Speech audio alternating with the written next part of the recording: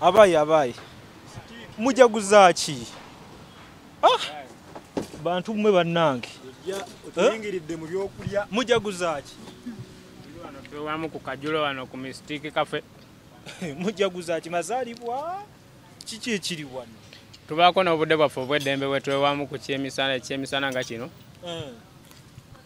nga tuli mu tayimu yaffe ey'eddembe. Maama w'abaana ali awo akyaliddeko omwana we okumubuuzaako. Soko twanjulira abantu abali wano ku mmeeza wano letulaba. Okay. Okusookera ddala omwami atudde awo ataddeko kawuulu yatambuza ebitimba social media handles zaffe yazitambuza bamuyita Simolochu Church Boy naye musajja muyimbi wa gospel. Omulala gwe mulengerako abo abasinga mutegeera bulungi ye Kabajo Fred 14 Kebongo. Songolaita. Yeah man, atenga musajja muyimbi. Kusaidi wano. Kyotubuuka. Kusaidi wano. Lwaki obadde otambula oti n'obuuka wali? Kagamba okusembyayo kabadde kakodyo. Genda maaso. Saidi wano. Yanjula abantu. Saidi wano waliwo omuyimbi gwe bayita First Kid Uganda. Patrick Senyonjo. Nga mutabani waffe. Tuli naye wano. Tuli kulyamu wano ekyemisana kyaffe ekyamaanyi wano ku mistake. Ekyo wakinyonyodde dda tukyayanjula bantu. Katoyo muvuddeko. Saidi wali okumusembyayo ndowooza muyinza okitegeera. Ye maama w'abaana. Yazaala Maama Patrick Senyonjo. Era yatuzaalira wano amaanyi nga bwe mugalaba. Ensonga lwaki tuli wano. Naye tuli naye wano tulidde naye ekyemisana. Soko bulira okumusembyayo ogenderedde ki? Kumusembyayo era nga bw'okimanyi nti ali nga tumutwale ng'omugenyi omukulu ku lanci eno gye tuli mu kulya wano. Abaddeko ng'omugenyi omukulu kubanga yasazeewo okukyalira ku mutabani we engeri omwana gy'anaatera okudda ku ssomero. Alwawo okumulaba bambi kati yamukyaliddeko. Naye ng'obadde Maama Patu yatubuzeeko kumbe eno mubeere eno ku micomo muli kuminya maffe twebuuza Maama Patu. Atuyiyeemu. Omanyi wano tulinga baana bawaka ku mistake. Buli we tujjawo ku 01 Darlington ne Uncle Medi buli kimu kibataratibu. So abatubanya temugamba mbu ate tuli ku ssente zammwe. Wano ebitavutavu bibeera ku mistake nga bw'obiraba buli omu ate alina okujja n'anyumirwa. Naye waife twebuuza Maama Patu ng'abantu ku kitimba bonna bamutubuuza talabikalabika. Eno just siba kujja kusibulukuka wano ku mistake saali balabye. Mpozi mu nsonga eyo ebintu ebimu twabijja mu kamera ne mubizaawa ssebo. Kati nga wano otuguddeko nga tuli ku kimere kyaffe tulya. Anti balina olaba superstar. Superstar nze noono.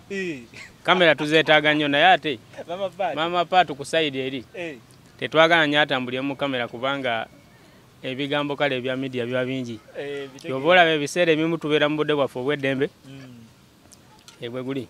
Okale mbere ne mujoga bujozi kuno kubaita okujoga fresh daddy.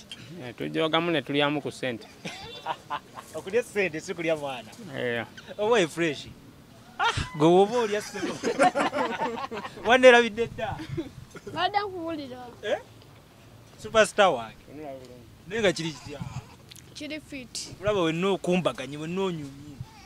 Nze nga bulijjo. Enkoko kikiga ogitwala speed. Tebagala kundekerawo nze nasiibye. Anti era wasiibye. Osazeewo ogikoleko emikolo. Mbadde njagala kulaga. Tino essaawa yo tenatuuka. Olina kusibulukuka ku ssaawa emu. Wekolemu omulimu awo. Naye nga kiri kityamu omubuzinga. Nze nga mwendi nga bulijjo era. Twazemba tusisinkana ku ssomero ng'abantu bakubye akalulu. Kati bye bino ebirabo taata asalawo muli ekikoko kyeri. Uncle Medi ne Darlington. Be batuyiyeemu era wano nga 14 we yagambye we are always welcome. Yes. Yes. Tubasembayo ng'ongambye biki by'osinga okwagala mu byokulya bino. Waŋŋamba oyagala kibumba? Liver and rice mostly. By'osinga okutegeera. Wali ekibumba sisala. Wabeera ekibumba ze sisala. N'enkoko. Obitegeera nnyo. okwatako teri akweyimbamu. Tawawa. Nenga bitambula. Biri fit. Ng'ogyeko okuba ku kimere wano. Why? Ng'ogyeko okubira ku kimere wano biki by'obalaabala awo? Music mungi gwandeeta. Nina oluyimba ne Uncle Darlington lwe tugenda ofulumya baluyita Fear None. Ate nga Luganda Better Fire video weeri. Project yonna weeri. Tetunafuluma. Nenga luli ready. Just era nti COVID lulude ofuluma COVID yatunyigamuko ate nga mbadde performinga nnyo kubeera ku ssomero mbadde nnyo ku ssomero nga performinga only in weekends.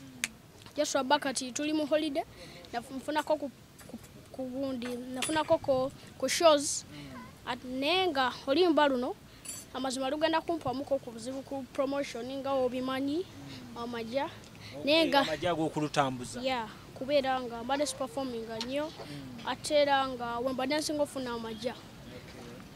Ebikyalukutte naye nga lw'oluyimba lwawedde sooka obakubema mu line awo mu luyimba olwo bakakasenti weeruli. The Wanya boy coming fresh, I'm the kid. Sweat up my volts, I'm dashing the speed. Na vibe me ga uno there pa me head yo. Nayiga ngoma za simanyi kutaliza nkakasa. Na wemputuye zabu matiza. Wulira vibe ebigomanga bino bituntuza. N'abapatiri mbadigiza. Lupyo luliwo. So just imbeera y'akasente kye kikyalukuttemu. Era yenna yandibaddeko kyonna nekyanyamba nakyo sente zonna ziri welcome era kiba kijja kunyamba nnyo kubeera nina ne music n'ennyimba ndala nnyingi zenjagala okuta so yenna yandibadde nayo ne sente zonna zanyamba nayo kiba kinyamba. Yes. Okyalina essimu yaffe eriko wamperezanga message ku WhatsApp? Njirina. Essimu yo kyagirinako kweri? Iyi bulungi tunyumya kyogamba solo beera nga sigina ate nga tunyumya ku WhatsApp. Oba tugiwa abantu abatulaba ayagala okwogerako ne Fresh Kid. Kambawe ya Taata. Yabayita baba bayise sebo tunasobola okwogera ne Fresh Kid nga bayise ku namba ye. Ebiseera ebimu mujja mu kwasaganya naye bwe mba nga siriiwo era mba nsobola okunyonyola omuntu amwetaaga obudde buno siri waka. Sebo soma ennamba yo okusinziira kusaba okuli ku kijjulo wano kulaga nti gwe olina otuwa ennamba yo sebo. Enamba y'essimu eri 0772 887 4712 yenna yandiyagadde okuyambako Fresh ku promotion y'oluyimba luno kubanga oluyimba lw'amaanyi asobola oyitira ku namba eyo n'abaako engeri gy'amuyambamu ne music omulala mungi nga omanyi music industry ezibu nnyo ya bbeeyi nnyo asobola omukwasizaako n'ayongera okupika project endala eziriwo kubanga tulina project nnyingi nnyo eziriwo. Yaman. So Fresh ebyoluyimba olupya kati gwe fulumya ndongo nga neri abantu ebapika mu 14 gwe waluwandiise? Yes, bonzo naluwandiise. Kiki mwa package? Ampozi kyenyiza okugamba ku guno omulundi twagadde obbalaga mu konti ate kati takyali oliwo emyaka 7. Mu bigoma engeri gyebikubamu ebivuga lyrics ne video endabika yaayo n'ebigirimu script yaayo byakyuse. That's why nga Fresh bakugambye nti yebiggwerebera high budget n'okusukuma ate music kati gwe omumanyi oluusi ne sente ezishootinga project ziyinza obbeera entono ennyo kuzeetaagisa ku promotion. So ennaku zino era badde batubuuza nga musirise naye abantu kye balina okujjukira tulina goals 2 mu bulamu oba Fresh Kid okusoma ne music bitambulira wamu kati weba time nga yakusoma. That's why mulaba ne kusomero yesimbyewo ne bamuwa n'awangula. Ka time ya music ebadde yakendeera ntono ate nga mwe tujja sente. That's why era nga bwagambye nti kati project eno kumaanyi gaayo n'engeri gye tugyewuliramu omuntu yenayina ayagaliza Fresh Kid nga tetumukase Fresh Daddy Mazike abawadde ennamba ye musoyota kwe ennamba ne mumfeno kye mumfunidde for promotion ne ideas endalo zisupportinga kuba buli wetwegatta bwetuti tuba ne ideas nyingi okubeera nga tufulumya projects ez'enjawulo eziyamba abaana eziyamba abazadde n'ez'okunyumisa abantu. Naye nange waliwo entuuka nga mpuliramu ennaku lwa nsonga tulina ideas tuba tutuulidde naye lwa nsonga yaki yakasenda lijukira audience yebe manyi mulina okitegeera ekikumba kya Oscar kino kumbe Oscar yavayo One Love n'ayamba naye tuba tuziteekayo neera nazo ziba zigenze muki mu ngoye kuba brand eno sigala nga ki ng'etambula ate ne music ng'abanja ate nga n'okusoma kukola ki so era gye nalina kyabakoze eki kyabafunyeeyo kiba kyakabi tukyaniriza kuba oba osupportinzaani Fresh Kid Uganda ekisinga okubeera ekyakabi kati nti ffenna tukwatagana nsanyuse nnyo okubanga mbasanze ku kijjulo wano omulungi atulaba tuli ku Mystic wano ku Entebbe Road ku Stera oluva ku Shooters we tuli wano wentera okufuna futaali omulungi lwakuba nti Fresh Kid Fresh Daddy Mama Patrick wali ne 14K ne Small Q bansooseyo busoosi naye nga nange asawa yonna ngenda kuba nga nfuna ekimere kyange mayinza olusani yandutuulako omu Fresh nze mboomu wano mmwe simanyi ani yabagema okulya toyagala kutataganya nze ndutuulako ne ndusaanyaawo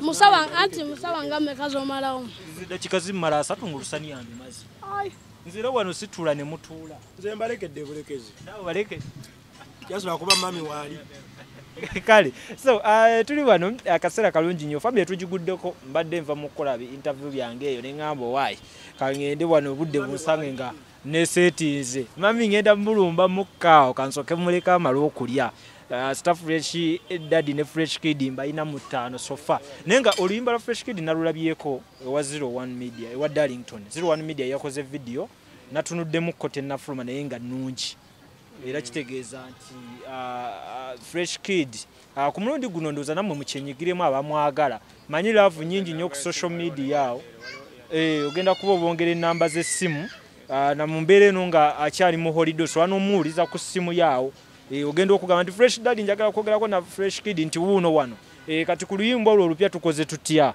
okumusapootinga okitegeera nga mumusindika ekintu nga kigenda mu maaso kuba oluyimba nalulabyeko personale Badman Records bakoze ekigoma 14K yawandiise ebigambo nabyagadde costume ze bawadde omwana Oscar mu video nazaagadde nnyo okusinziira ku kyennalabye so abannayuganda mulindirire eno hit egenda kubanga ebayitamu baganda bange mugiwulire wiiki ejja egenda kubanga efulumye kati ekizibu lyagala banne oluyimba luno balupromoting lubeere nga lutuuka ku buli munnayuganda abantu babeereyo ebulaya nga tuni gye bawulira ya Fresh Kid yes fear nani baba yagase Jamaica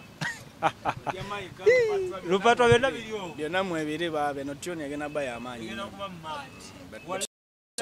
supporting yaman tewamulidde ng'agitandika ndiwanya boy come fresh I'm the kid straight up my voice I'm dashing the speed na vibe me girl will not dare pa me head wananga wataddewo aka wano Fresh kwegamba ekintu yakiwanikidde ddala so tujja kuba tulindirira oluyimba luno naye nga nja kwongera nange osaba abannayuganda manyi nze nnyina ttiimu yange awo bamanyi kisikumamu bati nga bagambye nti kati kuteekamu maanyi basobola okisindika nola oluyimba luno nga lulina ku trace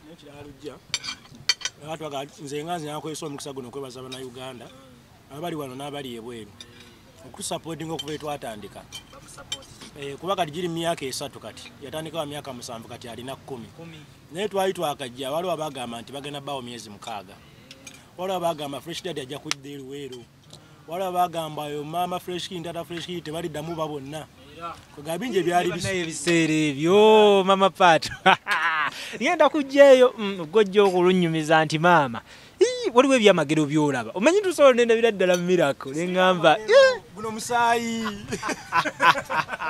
sebo yoyo guno musaayi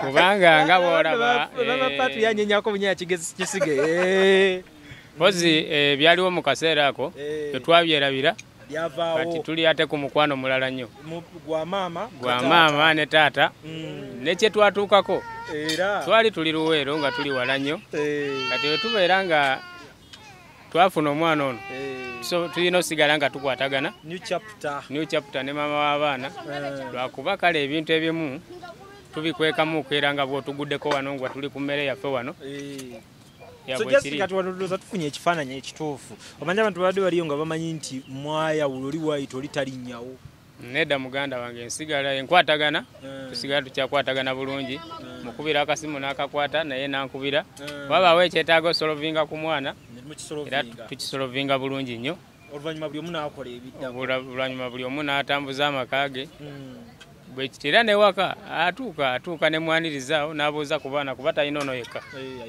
abaana we bali patulisa bonna we bali bangi ajja n'ababuuzaako n'asibula nadda ewuwe mu mukwano gw'abaana tukyali wamu gwogenda n'omukyalirako kyalayo naye situuka mu lujja nyina kava zenkomamu otuuka mu lujja ne bakujjako omutwe gwe kyobamanya ono zali ne dayamandi mulina kyopika ekisukka ono kyanyu abafujjo kyokka kyoyinza obyogera naye nga ye emmere oba ekijjulo kiraze nti byebyo empozi mu buwombefu bafaani baffe abawagira ye tolina namba ya MTN Airtel tolina Airtel ne MTN byonna mbirina gyensoso basomere badde ya MTN ddamu zisome enamba ezo tugenda pika oluyimba luno olwa Fresh Kid luno oluyimba enamba za mobile money ziriko omuntu kwayinza okuyisiza obuyambi okuyambako ku music wa Fresh Kid MTN eri 072 87 47 12 0772 87 47 12 ye namba ya MTN yes ya Airtel Airtel namba ya mobile money eri 0758 670 907 0758 670 907 buli alina kyayina nga ayagaliza Fresh Kid okupika music wo bulungi engeri gye tuwatagalamu mu njogera y'ennaku zino korona yatutagazaamu katono awo nga bw'omanyi management naye era tuwatagalamu awo katono batuyambireko awo buli omu kyayina tusobole okugenda mu maaso mpozi njagala okwongera okunyonyola bafaani baffe yonna gye bali n'abo bennyini be tuli mu kuwayamu nabo olwaleero nti mu kintu kino ekya music industry oba endongo gye tulimu eno ey'essaawa eno erimu ebintu bingi like osobola okukola oluyimba Munnayuganda yenna ali eyo oba ne faani waffe yenna ali eyo ali mu kulaba gundi eno interview eno oluyimba lumu lusobola okuwementa miliyoni nga 2 kubanga oyinza okwebuuza nsonga lwaki Fresh Daddy oba Fresh Kid ayagadde okuyambibwako oluyimba lumu osobola lukolera video n'olukolera audio promotion ku radio ku TV n'awalala wonna ogenda okakana ng'oluyimba lumu bwe ruti lusobola okutwala ssente miliyoni nga 2 ezigula ennyumba yensonga lwaki osobola okulaba omuyimbi omu ng'aleeseyo akayimba kamu ne kakuba n'atagala n'agweri n'alemu okubeerawo nsonga nti music agenda mu ssente nnyingi nnyo kyekyo kyembadde njagala akale okubalambikamu nti akayimba kamu kali very expensive okatuusa ku buli faani wo yenna ali eyo ne kamutuukako olwekyo kiteekawo embeera nti bw'aba ayambiddwako kikola amakulu yes waba ayambiddwako kisobola omuyamba okwongera okupika music we n'okukola project zennyini entuufu bafaani ze beetaaga okulabako kale nyongera obategeeza baganda bange nti tuli mu kifo ekirungi Mystic cafe esangibwa wano ku Stella namasuba wano ng'okirya ku Freedom City wova ku shooters Mystic yedda kubolezawo n'emmotoka gwayina emmotoka ojja n'ogiparkinga ne bajooza then eno nga wofuna ku kyokulya ekirungi wofuna lunch ennungi balina zi package ez'enjawulo ensaniya zaabwe ennungi nzaagadde era ebiseera ebisinga nga mbagambye futaali nze mufuna wano so gwe ayinza okuba nga obeetaaga ku nnamba y'essimu osobola okubafuna ku 075 16 16 12 075 16 16 12 enamba y'essimu kosobola okuira ng'ofunira aba Mystic gwali ewala ne woba oli Bulaaya ng'owulira nti waliyagadde abaana bo abali mu holiday nga tebannadda kusoma bafune ku treatment y'ebyokulya nga bino kuba ku Mystic obawa akasente abaana bajje bafune treatment eno ey'ebyokulya ey'olusaniya ate babere nga bagenda kusoma nga bagamba mami daddy baatuwa ekyokulya ekirungi nabo ne beeyagaleko nga fresh fresh ajja nafuna ku mmere weight kwegamba agenda okudda ku ssomero ng'asaza busaza speech ze mujja mulaba ze tubatuusaako zaakola ku ssomero maanyi ga lusaniya luno lwa mystic so we tuli okulaba nti naffe embeera tugikwasaganya nange nize futaali wange mujja kubanga ateera embeera mu ndaba nga nange nkikwasaganya mystic it is a place to be kyekifo olina okubeera ng'obeera enamba esimu kanjiddemu gumu ffe tudde ku mulamwa gwaffe wano gwokulaba nga ate be tuyingiridde mu kimere kyabwe tumanye engeri gye bakikolamu ne mama pap tumufunyeeko kati Mama Fresh Kid alina kubanga atubulyamuko ebigambo 223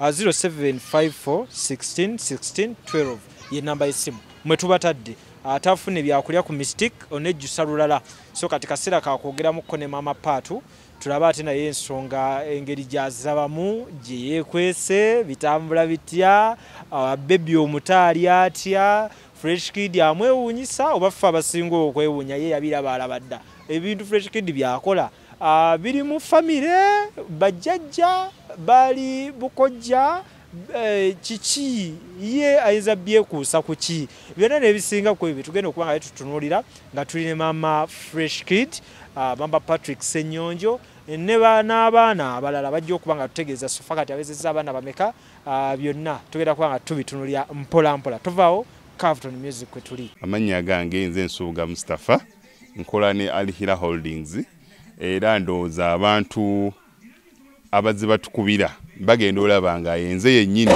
bwe balaba mu video ate nze gwe balabye ku site yaabwe Biodigester kirabise nti kati abantu batandise okukkiriza nti gwe mulembe oguliko kituufu kuba okusookera ddala omunnayuganda yali amanyi nti yaabo bokka abayina enzije enfunda kwa tuze twogerako nga ddala ddala ennyumba eri wano naye nga tetulina kabuyonjo we tugiteeka ku mulundi guno apartments zino zirabika nga zirina space nene nnyo naye era nabo basazeewo okukozesa nkola eno basazeewo okukozesa nkola eno lwa nsonga olw'ebirungi n'emisomo gye tuzze tukola ki tusomesa abantu tutundire ekinnya mulundi guno engeri gye mukikozeemu leero ndaba mwawudde mu bibiri saate bulijjo twali tulaba nga ye batadde tanka eno wabbali kwe muteeka amayinja okay biodigester neri entono kuba kati ndaba mwasemba tulambulako nga tukola entono y'abantu 40 eno y'abantu 100 gye tuzze okukola olwaleero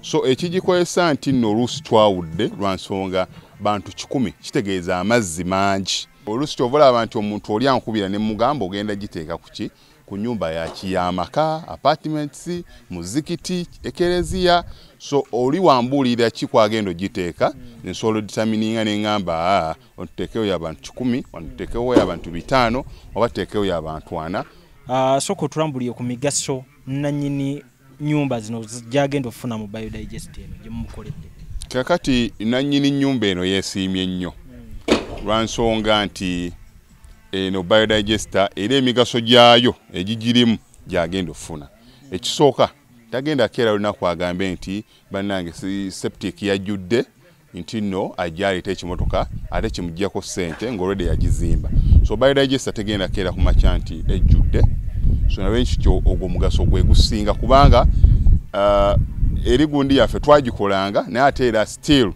ng'ejja n'ekulya lwa nsonga nti ebeera etuuka n'ejjula so etuuka ng'esigala ekulya wadde nga ate wagiteekamu ssente yo nnyingi ekyokulala nti beauty ye egenda vaayo eya compound nti nno pavers zigenda kuva eri engulu yonna gye mulengera paka eno amazzi era gagenda draininga gano ag'enkuba nga gagenda mu kaala akali ebbala awo nti nno beauty y'olujja egenda vaayo bulungi nnyo newe manjagala simbawo omuddo kisoboka n'oba oyagala simbawo omuddo ogwo kubanga kati singa owa kamera waffe akulaga nti nno system ogira nti eri wansi fuuti 2 kweno levo kwe tuyimiridde wansi fuuti nga 2 so omuddo kakube gulina emirandira gitya guba gujja mmera yes bannange tetukolera bagagga bokka ate era tetukolera tetusijja bayita baavu omuntu wa wansi omufuna mpola